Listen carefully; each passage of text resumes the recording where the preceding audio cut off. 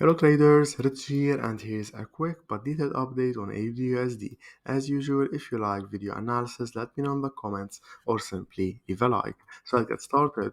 As we clearly see, AUDUSD has been stuck inside this big range between our blue resistance and green support, and we lately rejected the support zone and traded higher, approaching a resistance. That's why we'll be trading this range and looking for sell setups around the upper bound or the resistance zone. Of course, unless it's broken upward. In this case, this would become a support where we'll be looking for trend following bar setups on the retest. But for now, let's take it step by step inside the range around the upper bound. So let's zoom into lower time frames and look for sell setups.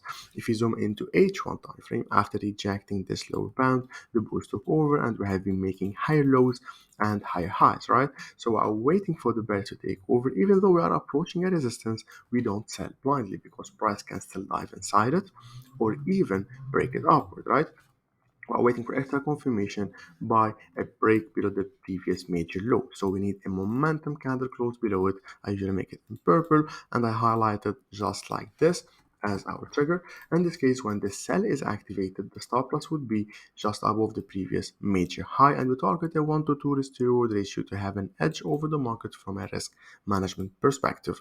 Of course, meanwhile, until the bears take over, until the sell is activated, AUDUSD can still trade higher before forming a reversal setup or even break the resistance upward. Before we continue, I want to tell you about Tickmill. Tickmill is established in 2014 and is one of the leading Forex and CFD brokers with registered users from more than 200 different countries. Tickmill is a no-dealing desk and ECN broker regulated in many countries like the UK, Cyprus, and recently in South Africa. With Tickmill, you can trade a wide range of instruments, starting from Forex to indices, commodities, and even crypto. Most importantly, with very low spreads and trading fees. If you don't have an account yet, make sure to create one using my referral link in the description below to benefit from 5% discounts on your trading fees. And let's continue. As we clearly see, GBPCHF has been stuck inside the big range in the shape of a descending triangle, so we have been trading this range. For those who have been following me for a while, we have been looking for buy stops here, sell setups, buy setups, and now since we are approaching the upper bound again and these previous highs, we'll be looking for sell setups just like we did previously. Of course, unless this entire range is broken upward, in this case a movement to the next resistance around 1.16 would be expected. But for now, let's take it step by step. We're around the resistance zone. Let's zoom into lower time frames and look for sell setups.